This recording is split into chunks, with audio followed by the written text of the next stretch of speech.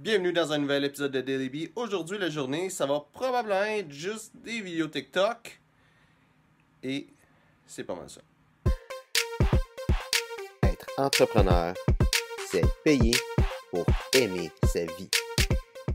On sort des nouveaux ingrédients pour les parfums. Puis je vais essayer ça live dans les stories. Je vais le sentir avant, puis je vais dire qu'est-ce que ça sent. Le premier, dans le fond, ça sent la vanille, mais c'est une odeur beaucoup plus naturelle que celle que j'avais. Celle que j'avais, ça sentait comme, tu sais, la vanille, les affaires, les bonbons à vanille, tout ça. Elle, ça sent vraiment comme de la vanille. C'est du géosmine. Puis ça sent, tu sais, ça sent comme la terre mouillée. C'est la meilleure façon que je peux le dire, c'est ça sent la terre mouillée.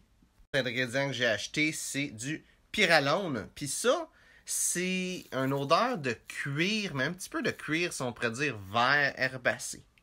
Pyralone, c'est dans la famille du quinoline, qui est de quoi que le quinoline est plus utilisé de nos jours parce que c'est cancérigène.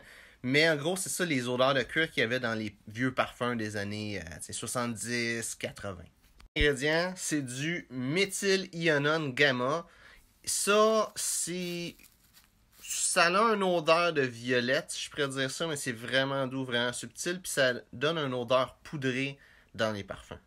L'ingrédient, c'est dans le fond du bergamote. C'est un composite de différentes choses qui est l'équivalent de l'huile essentielle de bergamote, mais sans les choses qui sont irritantes pour la peau. Ça a été créé par Givco.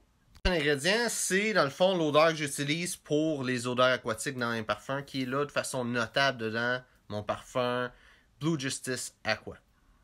Le dernier, c'est dans le fond de la mousse de chêne. C'est pas du vrai absolu de mousse de chêne, c'est l'équivalent Givco qui a toutes les mauvaises choses qui ont été enlevées, puis juste celles qui sont pas mauvaises pour la peau dans le fond. Chose autre que je veux rajouter, la mousse de chêne, comme tu peux voir, c'est solide.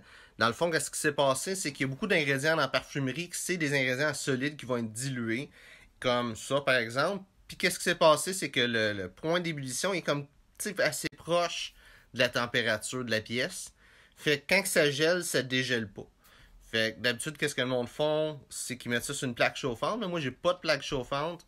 Fait que qu'est-ce que je vais faire, c'est que je vais me mettre ça dans mes poches pendant une couple d'heures, puis avec le temps, ça va finir par fondre. Si tu veux lancer ta business, il y a un conseil que je peux te donner, c'est de penser à te donner des heures d'ouverture. Qu'est-ce que je veux dire par là, c'est que dans le fond, il y a des heures où ce que tu vas travailler puis être ouvert au public, puis des heures que tu veux être capable de travailler puis qu'il ne va pas avoir du monde qui vont te déranger pendant que tu travailles, ou tu sais aussi avoir des temps de congé pour relaxer, puis que tu veux pas avoir du monde qui t'envoie des messages puis tout ça, puis qui s'attendent à ce que tu répondes dans ces temps-là. Puis pour trouver c'est quoi ces heures d'ouverture-là, ben, tu as deux questions vraiment à te poser. C'est quand tes clients qui vont vouloir te parler, puis c'est quand que tu vas avoir du temps pour toi.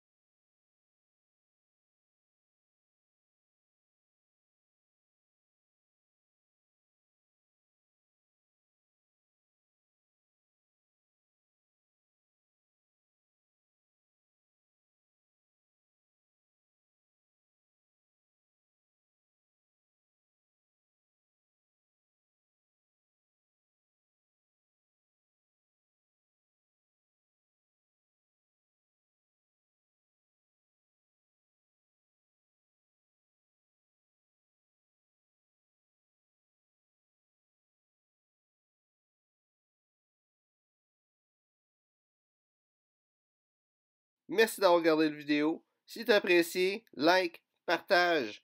Si tu as des questions, mets ça dans les commentaires, ça me fait un plaisir d'y répondre. Merci d'avoir regardé la vidéo et on se voit une prochaine fois. Être entrepreneur, c'est payer pour aimer sa vie.